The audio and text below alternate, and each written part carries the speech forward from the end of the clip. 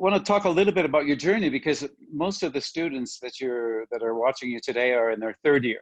So they're in their final year of college, and next year they're going to be going out into the industry. And if we could find a little bit about your journey, how you got from Kolkata to being one of the most influential people in the wine business. So growing up in India, learning about food, and then when I tasted wine in the early 90s in the UK, I was like, wow, this is amazing that you can make something so profound with grapes. And that kind of, stayed in my head. And then I went to culinary school in New York, in the CIA in Hyde Park, and in upstate New York. And that's when I kind of put two and two together. I'm like, wow, it's like interesting that you have such a amazing connection with food and wine. When I was in India, after I left Calcutta, I went to Manipal, the Welcome Group, Sheraton.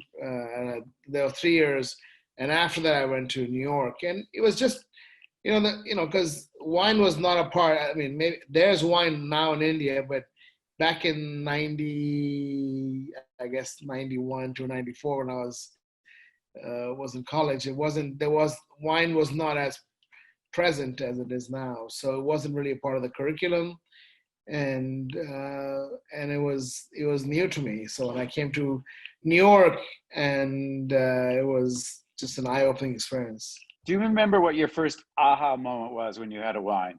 Because obviously those wines you didn't really remember, but was there one that sort of got you to that point where, wow, this is something pretty cool?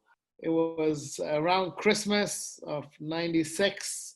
I was a bar back at a restaurant called Rubicon with Sommelier Larry Stone, and I was cleaning the bar up, and he gave a wine blind to his assistant at the time, and she smelled it, tasted it, and she's like, oh yeah, this smells like, like Bordeaux, like Semillon. And she left the glass without tasting it, and she walked away. And then later on that night, I was cleaning up, and Larry Stone was there. I said, Larry, can I clean this glass? Can I throw it? He's like, oh, you should taste it, because she only smelled it. So I'm like, okay. Yeah. And I smelled it, tasted it, and all light bulbs went off. And I'm like, what the hell is this wine? And it was 86 Ravenot Chablis Leclos. And this is in 96, so I was 10 years old. And since then, the obsession was real. Yeah. You went to the CIA. Was that to study cooking at that time still, or are you moved on to one? Yeah, no, it was cooking, because there wasn't really a culinary program in India at the time.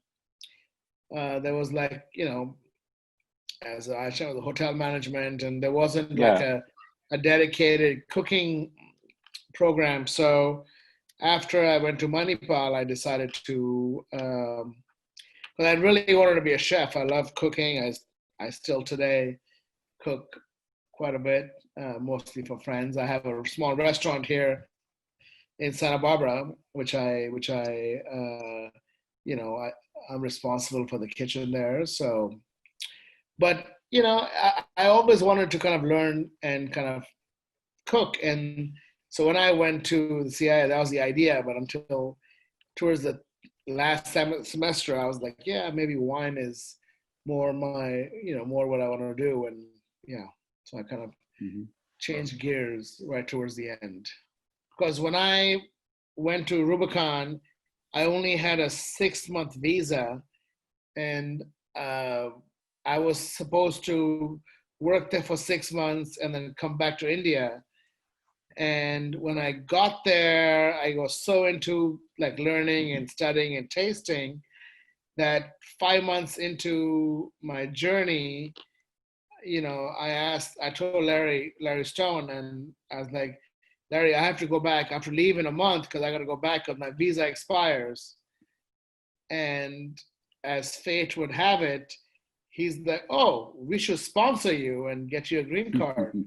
So it wasn't my plan to stay more than 6 months because I don't want to like impose on someone to, but and if Larry hadn't told me that, oh, we can sponsor you, I would have gone right back home, which would have been fine. But I stayed. It was just fate, yeah.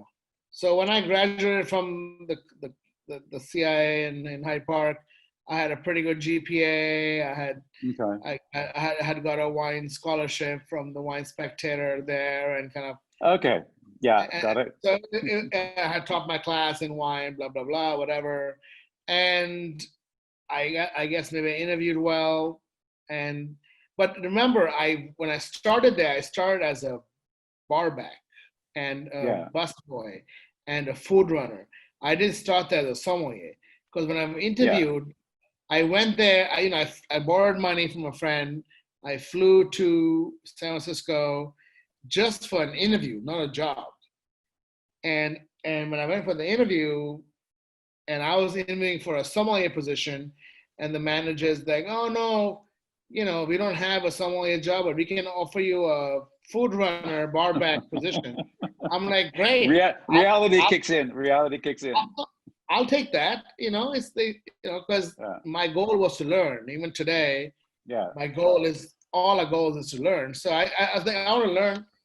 And I'm like, great, I'll learn, I'll work for 6 months, and I'll go back home. So it wasn't like, I didn't really have, and that's what I did. So I went there and I worked all day, every day. I worked 6 days a week, and restaurants closed on Sundays. Right. And I did whatever needed to get done. And yeah. IIHM. For a great hospitality career, call 98310 50,000.